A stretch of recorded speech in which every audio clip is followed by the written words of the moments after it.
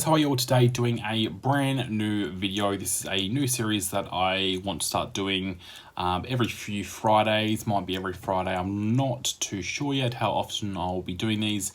But if you can't tell from the title, this is something that I'm going to do on like Friday nights or Fridays. And it'll just be Friday night movie talk. So this is somewhere where I might talk about certain movies or series or stuff that's happening in sort of the movie world or film world that I may not want to do like an individual video on. So this is sort of a video where I'll talk about maybe some movies or series I've seen recently or some stuff that's coming out that I'm interested in seeing, and just kind of want to talk about it. If you guys have the same sort of opinions or, you know, whatever, have your own opinions, drop a comment down below. Let me know what you think of these movies and series that I've seen or am looking forward to. But yeah, the first movie I want to talk about and sort of review, not a review, but just talk about in general, is Tenet, which I saw opening night the other week. I think it's been out for about 3 weeks. I went and saw that with a couple of friends at the theatre, and it was actually, I'm not going to say full theatre, but obviously with the social distancing, the theatres now have to have like a seat between people who aren't with each other. It was basically a packed theatre, like full theatre with obviously the seat separation. So it was basically a half full theatre. So the session was basically full. Walking out of the movie, I'm going to be honest, I was super confused, as I think 99% of the people coming out of the theatre were. I'm someone who went and saw Inception and understood it almost straight away with only like thinking about it for a little bit. Like Tenet, on the other hand, after weeks after seeing it, still don't know what was happening in that movie. Don't get me wrong, love Christopher Nolan, love his work. It was a visually entertaining movie.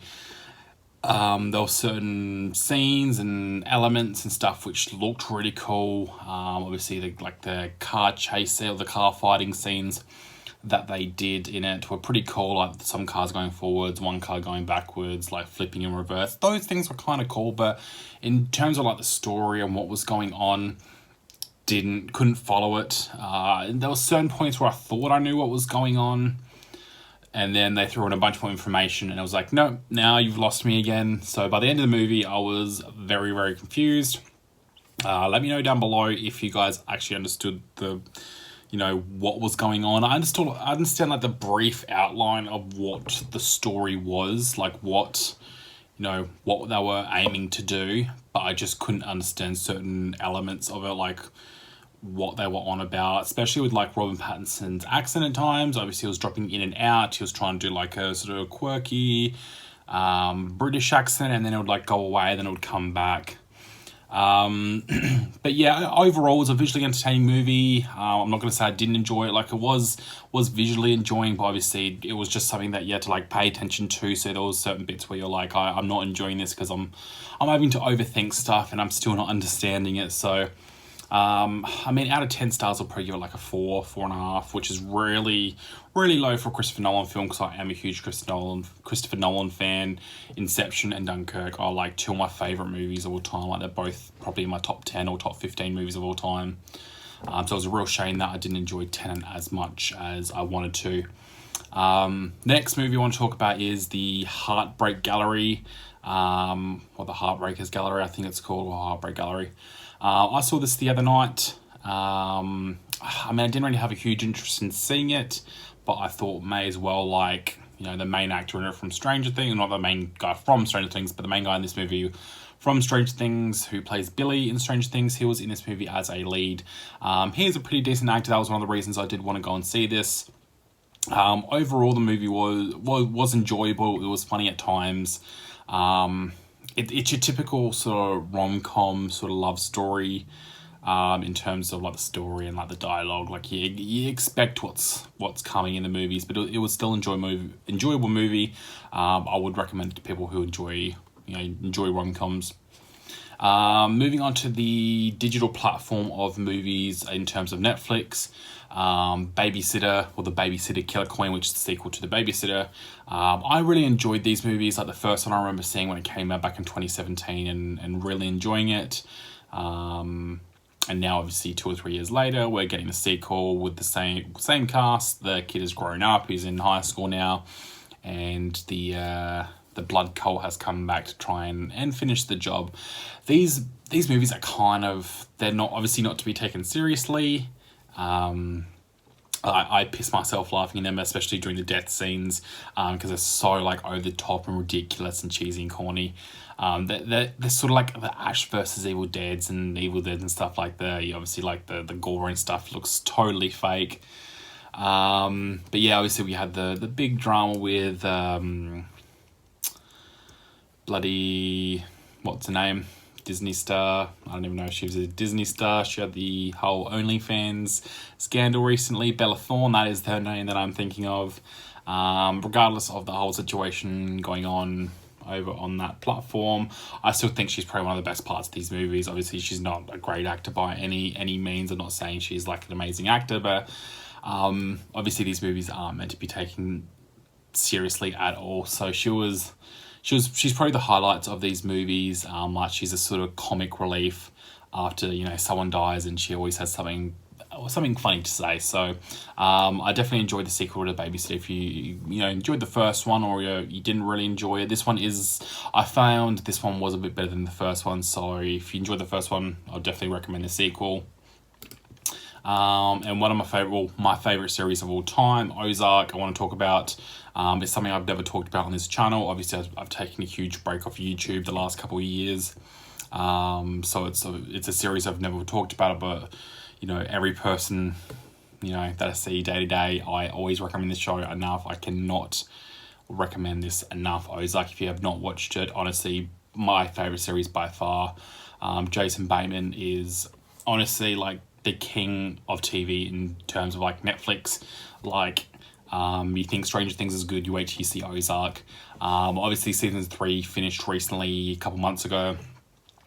Binge watched that in the first night, so I'm super excited for season 4 to come out. That will be out, hopefully, fingers crossed, end of next year, if they can start filming sometime soon. Obviously due to COVID, we're not too sure when shows are going to start resuming again. There's certain shows that I've been waiting ages for, that were mid-production or just about to start production or at the end of production and they're almost finished, and have had to stop. So Ozark was one of these series that they had just finished season 3, so they probably would have been in early stages of season 4, like writing, whatnot. That would have been in the pre-production stage, so they can obviously spend the time now during, lockdown or quarantine or what you want to call it, to sort of pump out the pre-production stage, and hopefully by the time they need to go in production, the restrictions will hopefully ease up. They'll be able to start filming. One of the other series I've been waiting for ages for is Animal Kingdom. If you guys haven't seen that, I highly recommend that show as well. I think they were mid-production or just started production season 5. And yeah, we haven't really heard anything much of it. Apparently they are still working on certain elements of it until they can get back into production. But yeah, Ozark, season 4, really sad. It's going to be their last season. Apparently it's going to be a supersized season. I think they said it was going to be like 14 or 15 episodes long compared to the regular 10 episode season. So yeah, recommend Ozark. Haven't watched it, definitely check it out. They're only 10 episode seasons, but by far my favorite series. Some things that are coming out soon or have just come out that I really want to check out, but I'm not too sure if I want to, so I don't know if any of you guys have seen it and if you guys can recommend them for me. An American Pickle with Seth Rogen. That kind of looks funny, but I'm not 100% sure if I want to go and watch it at the cinema or if I just wait for like a cheap copy on DVD or Blu-ray. If any of you guys have seen it, let me know how it was. Obviously, I'm a fan of Seth Rogen. He's done some amazing stuff in the past. Obviously, he's done his James Franco stuff, like obviously Pineapple Express and This Is the End and all of those sorts of movies. And then he's done his own sort of stuff on the side. This is obviously one of his individual projects that he's done, alongside with obviously 50-50 they did. And he also did the Disaster Artist as well, which I know was still James Franco, like the duo between them, but this is sort of along those same lines. I think the same director or the same producer that did 50-50 and Disaster Artist is doing this. So it's something that I am keen, like interested in, but I'm not too sure if I should rush to go and see it. Something else I'm super excited for to come out on Netflix is Ratchet, which comes out, I think today or tomorrow. I think it's today. So I might have to go watch this after this video. Ratchet, if you don't know what that is, it is the prequel series that they've done, which is obviously set before One Flew Over the Cuckoo's Nest, which is by far one of my favorite movies of all time, starring Jack Nicholson. So they've done a prequel series, like limited series, based on Nurse Ratchet's life before, you know, the whole encounter of One Flew Over the Cuckoo's Nest. This is a Ryan Murphy production with Sarah Paulson, and don't even get me started with how much I love Ryan Murphy's work. Obviously, American Horror Story. You've obviously got True Crime Story. You've got all these new Netflix stuff like The Politician, which is hilarious. Hollywood, which was one of his new ones, which was incredible. And then you've got all these other stuff. I think he's got like 3 or 4 titles coming out this month on Netflix. He's got like obviously the Ratchet series, and he's got The Boys in the Band coming out. So he's got like a lineup of stuff to his name. Like he's one of the biggest writers and producers at the moment. But yeah, Ratchet I'm super keen for. When the first trailer came out, I wasn't keen on how it looked, because obviously I'm a huge fan of the movie One Flew Over the Cuckoo's Nest. So watching the first trailer, I was like, oh no, like Ryan Murphy's done so good up until this point, but I wasn't keen on how it looked. And then the second trailer came out, and I was like, okay, this looks like amazing. I have to check this out as soon as it comes out. So it's something that I'm looking forward to. I might do a separate video on that, so give this video a like and leave me down a comment if you want to see a separate video on my review for the series and what I think of it in depth. And to sort of wrap up this video, because we've been going over 10 minutes now, so I don't want to have these videos for too long.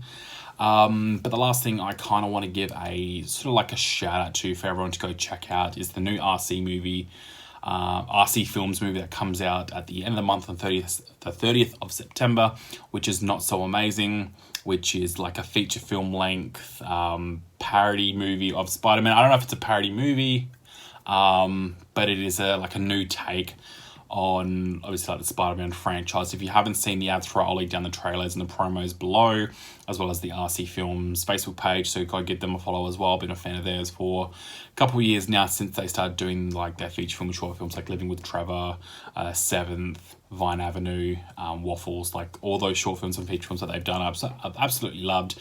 So their new movie, Not So Amazing, which is directed by Caleb Robinson, comes out on the 30th of September on YouTube, so definitely check it out when it comes out. As I said, I'll link down all the promo stuff down below if you want to go check that as well. That's just something I wanted to sort of give a shout out to, because they do put in a lot of effort and time to these movies, and they are like amazing when they do come out. So I'm going to wrap that video up here, guys, but thank you so much for watching. If you did enjoy this video, definitely give it a like, hit that subscribe button, also leave down a comment. Obviously, if there's stuff you want me to talk about, give me your thoughts on some of the stuff I talked about in this video. And yeah, so thank you all for watching, and I'll see you on the next video.